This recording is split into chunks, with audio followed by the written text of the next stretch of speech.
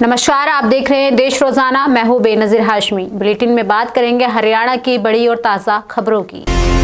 इनेलो के राष्ट्रीय अध्यक्ष अभय सिंह चौटाला आज फरीदाबाद के पृथला विधानसभा सीकरी में अपने कार्यकर्ताओं को संबोधित करने पहुंचे। दरअसल विधानसभा चुनाव के बाद वह पहली बार अपनी पार्टी के कार्यकर्ताओं में राजनीतिक रूप से जोश भरने के लिए यहां पहुंचे। आपको ये भी बता दें कि मंच से अभय सिंह चौटाला ने कहा कि हरियाणा में तीसरी बार बीजेपी को सत्ता में लाने के लिए पूर्व सीएम भूपेंद्र सिंह हुड्डा और उनका बेटा दीपेंद्र हुड्डा ने षड्यंत्र रचा था। आज हरियाणा में जो हालात हो रहे हैं उसके लिए दोनों बाप बेटे ही जिम्मेदार हैं। आपको बता दें कि इनेलो नेता अभय सिंह चौटाला फरीदाबाद की पृथला विधानसभा में कार्यकर्ताओं की बैठक में उन्होंने 25 सितंबर को रोहतक में मनाई जा रही स्वर्गीय उप प्रधानमंत्री चौधरी देवीलाल की जयंती में पहुंचने का निमंत्रण दिया। इस दौरान उन्होंने बयान देते हुए कहा कि आज हरियाणा के जो बुरे हालात हैं उसके लिए पूर्व सीएम भूपेंद्र सिंह हुड्डा और उसका बेटा दीपेंद्र हुड्डा जिम्मेदार है। दोनों बाप बेटे ने एक षड्यंत्र रचकर बीजेपी की मदद की, जिसके बाद बीजेपी हरियाणा में तीसरी बार सरकार बना पाई है।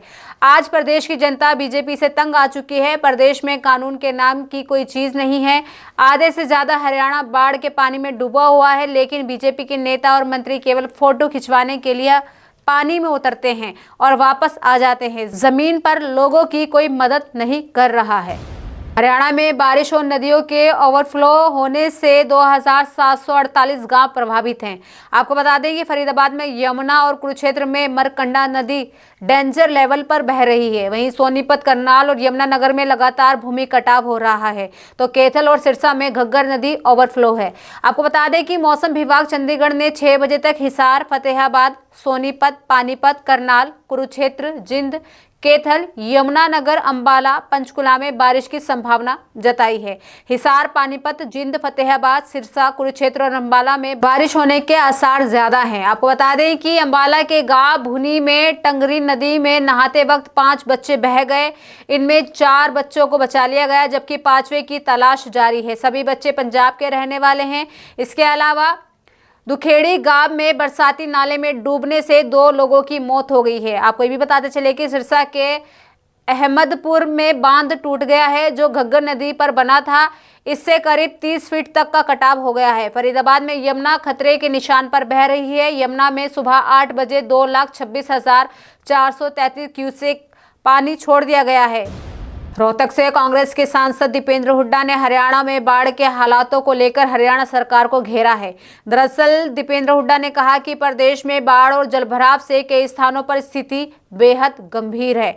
हरियाणा में जलभराव की समस्या का विकराल रूप होता जा रहा है, जिसके लिए भाजपा सरकार की निष्क्रियता जिम्मेदार है। इस सरकार ने पिछले 10 साल में कोई नई नहर या ड्रेन नहीं बनाया। उन्होंने कहा कि पूर्व मुख्यमंत्री मनोहर लाल एक पॉलिसी लेकर आए थे, जिसमें यह प्रावधान किया गया था कि जो किसान खुद जमीन देंगे वहां ड्रेन बनेगी। ऐसी पॉलिसी से किसानों की जमीनों का दोहन होता है और कुछ नहीं। कांग्रेस सांसद ने सरकार से मांग की है कि केवल क्षतिपूर्ति पोर्टल खोल देने से काम नहीं चलेगा। हुए नुकसान से बचने के लिए स्पेशल गिरदावरी करवाकर 50,000 प्रति एकड़ कम से कम मुआवजा देने का ऐलान करना चाहिए। हरियाणा के पूर्व मुख्यमंत्री भूपेंद्र सिंह हुड्डा ने जिंद में पत्रकारों से बात करते हुए कहा कि हरियाणा की बीजेपी सरकार बाढ़ नियंत्रण और राहत कार्यों में पूरी तरह से विफल रही है। दरअसल उन्होंने बताया कि गांव, खेत, सड़कें और शहर सभी भारी जलभराव की चपेट में हैं। और तो और हुड्डा ने सरकार से तुरंत विशेष गिरदावरी शुरू करने और 100% मुआवजा देने की मांग रखी है। आपको ये बता दें कि उन्होंने कहा है कि फसलों, दुकानों, मकानों के नुकसान का जल्द आंकलन और मुआवजे का ऐलान किया जाना चाहिए। बाढ़ की गंभीरता को देखते हुए सरकार को सक्रियता बढ़ाने की जरूरत है, ताकि लोगों को राहत मिल सके।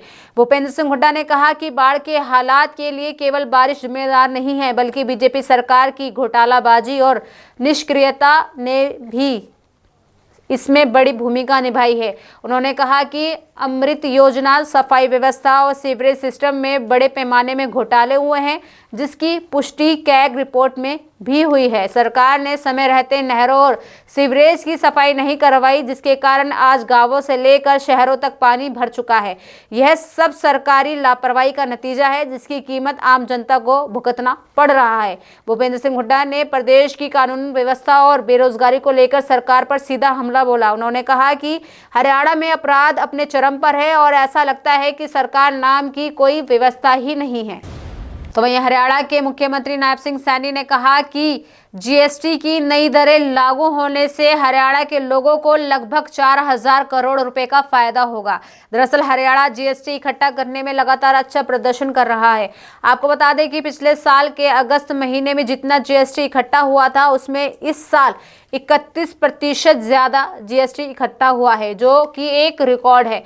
आपको बताते चले कि इस साल 2025-26 में अगस्त तक कुल जीएसटी कलेक्शन में 20% की बढ़ोतरी हुई है। जीएसटी कलेक्शन के मामले में हरियाणा देश के बड़े राज्यों में 5वें नंबर पर है। आपको ये भी बता दें कि रिपोर्ट के मुताबिक पिछले वित्तीय वर्ष 2024-25 में हरियाणा ने कुल 39,743 करोड़ रुपए का जीएसटी इकट्ठा किया था। सीएम सैनी ने कहा कि दिल्ली में हुई जीएसटी काउंसिल की 56वीं मीटिंग में कई राज्यों ने जीएसटी कम होने पर चिंता जताई। हालांकि केंद्र ने तर्क दिया कि स्लैब कम करने से गरीब आदमी मजबूत होगा। लग्जरी और हानिकारक चीजों के लिए 40% की दर रखी गई है। इसमें वर्गीकरण संबंधित विवाद कम होने और मुकदमेबाजी से बचकर करदाताओं को लाभ होगा। फरीदाबाद में यमुना अभी भी डेंजर लेवल पर बह रही है। हालांकि जिले में यमुना का जल स्तर लगातार घट रहा है, लेकिन पानी अभी भी खतरे के निशान पर ही चल रहा है।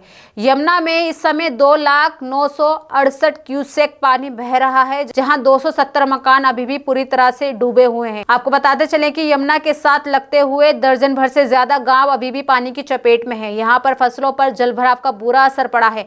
प्रशासन भी हालात पर नजरें रखे हुए है। प्रशासन के द्वारा 12 शेल्टर होम चलाए जा रहे हैं, जिसमें 705 लोग सुरक्षित रह रहे हैं। दरअसल दिल्ली योखला बैराज से यमुना में छोड़े जाने वाले पानी में भले ही लगातार कमी आ रही हो, लेकिन फरीदाबाद में अभी भी हालात सामान्य नहीं है।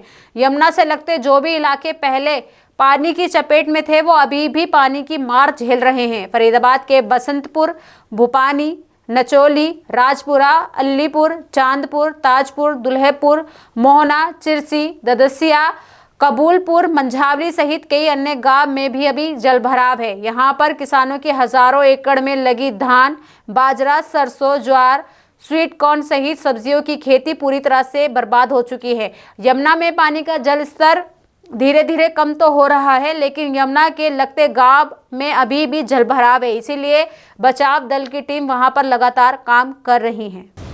तो ये थी हरियाणा की बड़ी और खास खबरें। कल फिर होगी मुलाकात ऐसी ही ताज़ा खबरों के साथ। तब तक के लिए बने रहिए हमारे साथ और देखते रहिए देश रोजाना।